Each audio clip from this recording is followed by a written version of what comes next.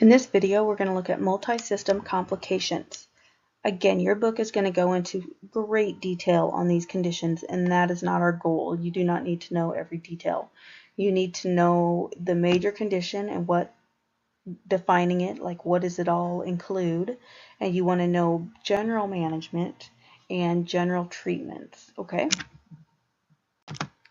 So necrotizing enterocolitis, which we abbreviate as NEC, is a serious complication of prematurity that primarily affects the GI tract. Its process involves hypoxemic, ischemic, and inflammatory damage that can result in the death of tissues in almost any region of the GI tract. So what that means is a part of the intestines, blood flow doesn't get there, and so where blood flow doesn't get to, it becomes a hypoxic area, and then that tissue will die because it doesn't have blood flow. So after the damage of the hypoxia, it can't heal itself. Okay. It can occur in preterm and full-term infants, but obviously the preterm infants are at a much higher risk. Other risk factors for this, which you want to be aware of, is know that maternal cocaine use is highly associated with this.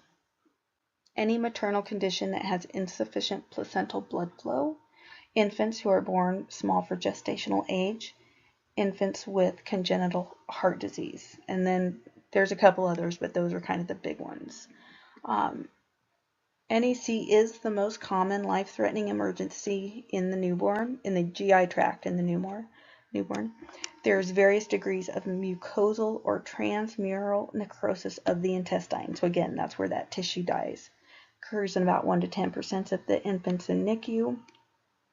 And although it is pretty rare, the mortality rates vary quite a bit. So the lower the birth weight, the lower the gestational age, the higher the incidence of fatality with this condition. Some signs and symptoms to be aware of. Symptoms can be subtle, and the first symptom might be seen as feeding intolerance, where they throw up their food after they've eaten. However, that might not last long before worse symptoms appear. Temperature instability, tachypnea, increased work of breathing, hypopnea, apnea, hypoxia, tachycardia or bradycardia can go either way. Hypotension, they could go into shock, increased volume of gastric aspirates, vomiting, blood in the stools, abdominal distension, hypoactive or hyperactive bowel sounds, erythema of the skin of the abdomen, decreased tone, that's muscle tone in the baby, and lethargy. Management and treatment. You want to rest the bowel with decompression. So what this means is you're not going to be giving them formula. They might even put a NG tube in and put it to suction to get all the air out of there because they want that bowel to heal. So since they're not going to be giving them formula, then they're going to do the parenteral nutrition. So that's IV nutrition. They're going to give them broad spectrum antibiotics. They want to correct any coagulopathy problems, replace any blood products that might be lost, and support cardiorespiratory therapy. So you want to do good hemodynamic management, vent management if needed. If it's severe enough, they could need to go in and have surgical intervention, especially if the intestine perforates.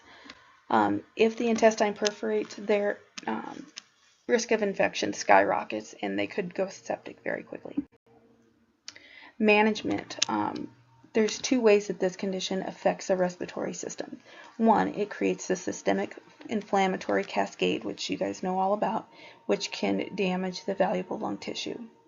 Also, it can increase abdominal pressure, which then is going to compress the lung space, which is going to decrease their lung compliance and make it harder to help them breathe. Okay, just to review before we get too far on our next one, know what necrotizing enterocolitis is, know what we do to manage it, basic management, not in depth, know the major signs. the subtle and major signs. You don't need to list them all, but you need to be able to identify them. Okay, intraventricular hemorrhage. Simple way to describe this is a stroke in a baby. Okay, it's a neonatal complication that is characterized by bleeding within the ventricles of the brain. It occurs in the germinal matrix. High risk of patients are premature infants at 23 to 25 weeks gestation. Remember, these babies have no autoregulation, so they can't regulate the cerebral blood flow, and so if we move them too much or we change pressures on them too much, it can cause a rush to the brain because they don't have a system in place to slow that blood flow down or to minimize how much blood flow is going to the brain at one time. Premature infants are at risk due to the anatomical changes that occur in the brain prior to term. The germinal matrix is a rich vascular bed that provides support for developing neuroblasts. Premature infants are at a high risk of damage to the germinal matrix during rapid changes in cerebral blood flow. And I think I kind of already told you that in layman's terms. Okay, so basically what you need to know is it's basically a stroke because babies can't autoregulate their blood flow to the brain. So some management and treatment, prolonged pregnancy to prevent preterm birth. I mean, I think that's a standard one for all conditions. Maintaining a neutral head position and avoiding abrupt rotation of the head. That one is important. Other things we want to monitor are glucose, blood pressure, hemoglobin and hematocrit, coagulation studies, pH, and PaCO2. All of those can disrupt their hemodynamics, which can affect that blood flow to the brain that they cannot autoregulate. Clinicians should closely monitor the pH and PaCO2 and adjust respiratory support as often to maintain blood gases within desired parameters. We do not want to permissively hypercapnic these babies. That's a big no-no. Okay, patent ductus arteriosus. This one should not be foreign to you. This is when the duct that goes from the pulmonary artery to the aorta remains open instead of closing after birth. So they don't completely transition into extrauterine life because this duct is still open. This is the most common congenital heart defect found in preterm neonates. The PDA itself can spontaneously open and close. When it's open, blood travels through the pulmonary system unnecessarily instead of going directly to the organs to deliver oxygen, and this causes the heart to perform extra work to deliver the same amount of oxygen to the organs. Here's a picture on the right if you forgot what it looks like. Notice with the patent ductus arteriosus that blood from the pulmonary artery mixes with blood in the aorta, and blood in the aorta actually re-enters the pulmonary artery and mixes with that blood. So it really puts a lot of extra pressure on the heart. It can cause ventilatory complications such as desaturations, hypercapnia, and pulmonary edema. Severe cases are going to require surgical correction because otherwise their cardiac output will be insufficient. Failure of the ductus arteriosus to close in preterm neonates is due to the prostaglandins are still circulating and so it remains open. Some diseases that cause this are necrotizing enterocolitis and sepsis. Both of those will cause an increase in prostaglandins, and so then the PDA won't close. Pulmonary vessel musculature has not fully developed yet, and so then they have a lower pulmonary vascular resistance than what they should. Left to right shunting is more likely to occur through the open duct than it can't constrict because the musculature isn't developed and that blood is still going through there, so it just can't constrict.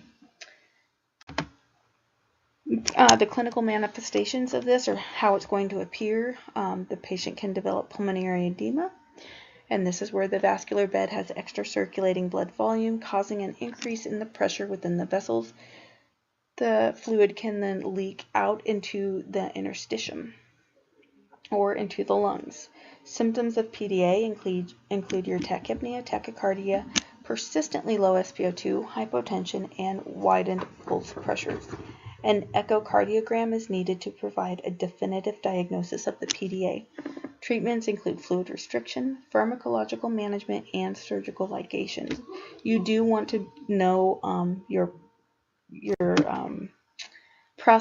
not your prostaglandins, your indomethacin, your drug set will help close that.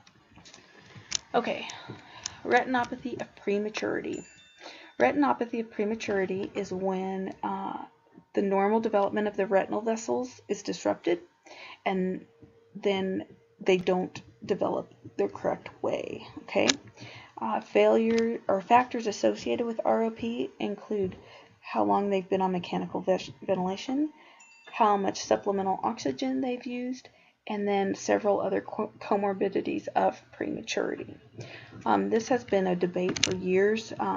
They have always told us to minimize oxygen and minimize pressures of the vent because it can cause babies to go blind.